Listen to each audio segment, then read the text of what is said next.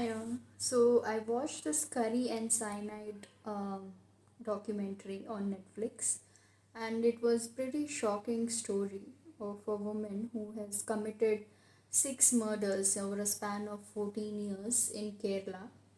So this one is the killer's name is Jolly Joseph, and it is shocking how a woman for such petty reasons can actually kill people, and that too in a sequence. She's sort of a serial killer. So Curry and Cyanide, one of the latest documentaries by Netflix, is a very interesting and eye-opening watch. So there we come across this 47-year-old Jolly Joseph, and she stays in Kozhikode of Kudathai town. So here she was arrested by police, and suddenly six dead bodies were exhumed. This was the first time that this was happening, that after several years of burial, six dead bodies were exhumed out of their graves and their remains were analyzed.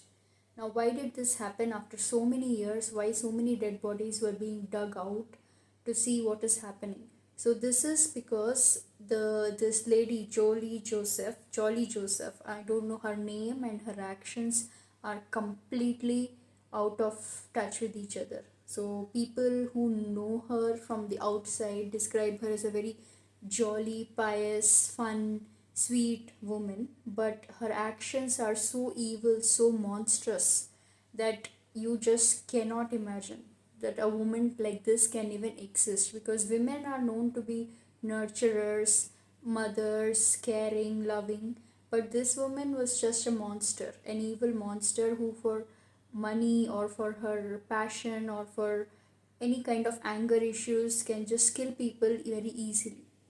So basically, it started when she got married in a family, a good, respectable family. So the mother-in-law Anamma, and so father-in-law was Tom Thomas, and Roy is the son of Tom Thomas. So he was a retired teacher, and Anamma Joseph also was a retired teacher. So both of her in-laws were retired teachers, and she married their son Roy. So Roy was the first child, and he has two younger siblings. His sister was Renji Thomas and brother was Rojo Thomas. So this is their family, and this demonic woman goes into their family, and how she destroys the lives of everyone involved is what is shown in the documentary. So she has gotten married into a highly educated family. So she has told that she has got a degree in MCom, and so she has faked certificates and everything. So her mother-in-law used to keep telling her that you can start your career, because you don't have to sit at home, you have so much education, make use of it. So she was trying to say something for her own benefit, good intentions, but this woman just got irritated after hearing this same nagging for months and months. Jolly Joseph knew that she had done education only till 12th standard, and after that she has not studied, and she just faked her certificates. So she knew the truth, and she cannot reveal it to the outside world. So finally she got irritated, and she procured cyanide from a guy named Matthews, who was working in a jewelry shop. Jewelry shop owners use cyanide when they are trying to treat cold to make jewelry out of it. So she received cyanide from a relative named MS Matthew, and he worked in a jewelry shop. So he had access to cyanide, and he got the cyanide from Praji Kumar. So he gave him two bottles of alcohol and 5,000 rupees. So Praji Kumar gave Matthew in return two bottles of cyanide. So what they were told was there is some mental dog who keeps coming into the house, and so to get rid of that dog, this lady Jolly Joseph wanted this cyanide. So they got her the cyanide and gave it to her. So now they have also been arrested, as they have been an accessory to this crime, this brutal murders, because we don't know whether they really knew the truth or now whether they are lying. Nothing can be told. So that is how she got this dangerous poison. So finally, on one day, after getting irritated by all this constant nagging by the mother-in-law, that why are you not working, please work, I will take care of the son. So she had given birth to a son also, and when the son was young, and the entire house is there, Just look at her guts. The entire family is around, and then they are cooking all this mutton curry, chicken curry, and there is somebody listening to loud music on the first floor of the house. So it's like hustling and bustling with activity in front of everyone. She's probably laced her drink, that she was drinking a glass of water. In that, she has added cyanide, and she has given it to her mother in law, and the mother in law has consumed that and then died of heart attack. So that was shocking to the entire family, but nothing unnatural, because the mother in law was in her 60s, and in their family, getting heart attacks is somewhat hereditary. So they all assumed that this happened naturally. So mother in law, before dying, she called all the family members saying, I'm going to die. So everybody was shocked, like, how is this happening and all that. But yeah, finally everybody, by the time she was taken to hospital, she was declared dead, and everybody assumed that this was natural. Nobody got any suspicions. Obviously nobody will suspect that this daughter-in-law who has come into the house is poisoning the mother-in-law, because she's got a heart attack, a sudden heart attack. So nobody assumed that that was the case. So finally a few years passed. Now the daughter-in-law's behavior started changing. So in front of everyone, she used to act as if she's the ideal woman, taking the best care of everyone in the family and everything. So there was a lot of pretentiousness about her. And then she knew that her mother-in-law Anamma had got good favor from the society. She had a good reputation in the society because she was a respected teacher. So this lady, what did she do? She started saying that I am a guest lecturer in National Institute of Technology, Calicut. And so everybody believed her. Nobody thought that nobody will lie about being a teacher. That is your job occupation, right? Who will lie about being a teacher? So everybody believed her, and she had this respectable occupation, and she used to go regularly as a teacher. Now, later on, when she was being investigated by the police, they found out that she was never a teacher in National Institute of Technology, and there was nobody with that name who has worked either full time or part time ever in that institute. So that was shocking. What was she doing in the hours where she claimed that she's going to work? She had an ID card and everything, which she destroyed before the police could catch her or anything about that. Which she so that was also a complete lie, just to get some kind of appreciation from others around her in the society. So she was a very fake person, completely about image in the society and everything. So later on, finally, this after 6 years, she decided to kill her father-in-law. The father-in-law was not giving her the amount of property that she needed. So he had sold one of his properties and given her the amount by passing it to her account and asking her to learn how to drive and everything. But he had two other properties which he gave to his other kids. So that did not go down well with her, and she decided to kill the father-in-law as well. Even in the 6 years that the father-in-law lived with her, his life was not very comfortable, as reported by the daughter in the series. So she says that whenever her father would come to visit her, so she used to stay in Colombo with her husband. So the father-in-law was looking really thin and weak and frail. So she knew that something was going on, but she cannot do anything much because she has her own life, her own family, and now she's in a different country, and it's very difficult to stay connected to that level and see what is going on a day-to-day basis. And she did not feel very welcome in the house of her brother now because of this particular woman, Jolly Joseph. So she always had that feeling that something is not right. And then one day the father-in-law also drank some water with some cyanide in it and passed away of heart attack. So he was also taken to the hospital and then declared dead. Again, the family did not find it very suspicious because he was also in his old age, and heart attack is not very uncommon in their family. So this was also neglected. And then after the death of the father-in-law, they showed a will. The Jolly Joseph showed a will where she and her husband Roy, so these two people were the sole beneficiaries of the entire property. And this was shown, and when the sister saw the will, she was surprised because it did not have any stamp paper, it did not have any witness signatures, it did not have anything like a normal notarized, authorized will would have. So she, but anyway, she kind of kept a copy of that saved. She asked her brother to keep a copy of that safe, so that in case in future it is needed for any kind of reference. So she kept it safe. So then Roy and Jolly were the sole owners of all the property, and fine, the younger siblings just let it go, and they didn't they all had their own lives to deal with. The entire property has been taken by Jolly Joseph and her husband Roy. Slowly, there are a lot of problems between Jolly Joseph and her husband Roy. Now, they have two kids. The kids are growing up, but then the kids themselves appear on the documentary and say that the mother hardly was ever there for them. She was like, okay, she was going on with her life, they were just growing on their own.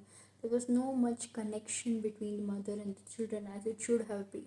She was very neglectful as a mother, and that is given that she was not even having a job to really genuine job to go to, and she was so absent from the child's lives, from her own kids' lives. It was kind of shocking to hear that, and it takes a lot for your own child to go against you and hate you for who you are, and publicly be okay with it. As we see in the documentary, her own son comes and gives the account of how he experienced the trauma of being her son, and seeing how she killed his own father. So he was just 12 years old when his father was killed by her. So this lady, after she and Roy, Jolly Joseph and her husband Roy, have got all the property. Slowly, Roy starts questioning her a lot because of her affair. She was having an affair with Matthew. So Matthew is the guy who gave her cyanide, who was working in this jewelry shop, gave her the cyanide, and finally she uh, killed Roy as well, so that she could get rid of Roy and his daily regular torture of questioning her about her affair. He was also into alcohol, and so she thought maybe she can get married to somebody else. And she saw one more person who was the first cousin of Roy, Shaji, who she thought was a better husband, and she thought probably she should get married to this guy. So first step was to eliminate Roy, and so she gave him cyanide. So one day she gave dinner very early to her kids and let them go to sleep. And then when the husband came, she gave him chickpeas curry and rice, which was his favorite dinner. And after having that, he went to the toilet, closed the door from inside, and with all the froth coming in his mouth, he just died. So when he died, then his family members became suspicious because it is not common for a person of his age to suddenly die. But his maternal uncle, that is the brother of his mom, Anama, his name was again Matthew. So this guy told the police to conduct a postmortem to know what is the reason behind her death. And then they found that there were traces of cyanide in his body. So cyanide can only come only if you consume it. So the narrative that was given by Jolly was that there were a lot of people who he had taken debt from. So to clear those debt and to run away from all those problems, he decided to commit suicide. And people did not suspect her because she was just a housewife and middle class housewife who will sit and do all these murders and all. But Matthew suspected her, so he was there always suspecting her. He was keeping an eye on her. So because of him, his insistence only, this particular autopsy was even done on Roy. But anyway, there wasn't any major formal investigation still on this woman. In 2011, Roy was killed. Now in 2014, this Matthew used to keep, his maternal uncle used to keep regular contact with this Jolly Joseph and her kids, and used to visit them often. And he had suspicions, but at the same time he wanted to keep an eye and make sure everything is fine. And then finally she understood that this guy could cause problems, like he might cause further investigations and all that. So she got irritated and she wanted to make sure that her path is clear, and she poisoned him also with cyanide, and he died in 2014. So his brother and sister are kind of confused how so many deaths are. How can this maternal uncle, he was perfectly fine because this his sister Renji had spoken to Matthews that particular day 2 hours back, and he was perfectly healthy and fine. There was no particular health issue that he has to suddenly die like that. But again, there was no autopsy conducted, and it was declared as a normal death, and that is where that story ended. So in 2014, she decided to get remarried to another man named Shaju. So she thought he had a very stable income, unlike her ex-husband, and his wife was not really doing that many household chores. She had a very comfortable life. So after seeing that, she thought it is best to get married to this man Shaju. So she also started an affair going on the sidelines with this guy, and then she killed his toddler daughter, Alpine Shaju, and so apparent cause of death was choking from food, as was the cause of death given in the death certificate, which was obviously a lie. And then in 2016, she killed Silly Shaju. She was the mother of Alpine Shaju, so that she could get rid of the wife and daughter, and then she could get married to this man Shaju. So she was the one who was taking care of all the last funeral, all the rituals, everything. She was only conducting, and she had this peace and happiness, which was seen by the sister of Roy. That why was she involved so much, so deeply in all these rituals? She was not even a relative of that particular woman, and that woman, Silly Saju, had lot of other siblings and relatives who could probably take care of the rituals, but she was involved in everything very deeply. So that time itself she got suspicion. So after seeing all this, and then within 1 year she got married to Shaju also. So after seeing all this, the sister and brother of Roy got huge suspicion that this is definitely not good, this is not correct, and they filed a complaint with police. And there was no autopsy conducted for anyone except for Roy. So they, anyway, through forensics, they decided to see if there were traces of cyanide found in the exhumed dead bodies. And then they did find cyanide in the toddler's body, but in all the remaining four corpses, they could not find any trace of cyanide. So it is really hard to actually have traces of cyanide after so many years. So this was the shocking trail of murder, and she did confess to her murders to her son. So if you see in the documentary, the son gives his own narration, and the way he narrates it, and the way he asks his mother, like, did you commit this crime? And the way the mother confesses. Renji, who is the sister of Roy, is really worried that this Jolly Joseph should not destroy the lives of the sons also, because this woman is a psychopath. She might end up killing her sons as well. So she made sure that immediately within, the next day, she took her sons and kept the sons with her, and now the sons are living with her, and she takes care of them.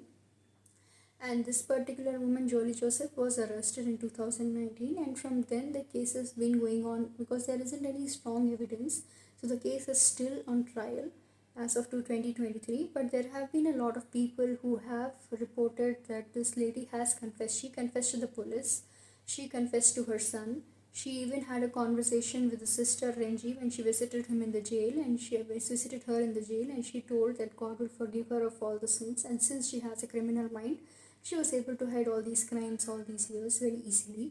So she does not show any remorse. And then there is a close friend of hers who has gone into the court and told that this lady has confessed to them about the murders, and reportedly she had even requested somebody to get the bodies removed before the dead bodies would be exhumed from the places that they were buried for forensic analysis. So she knew that she would get caught, so she was trying her best to ensure that no evidence is found against her.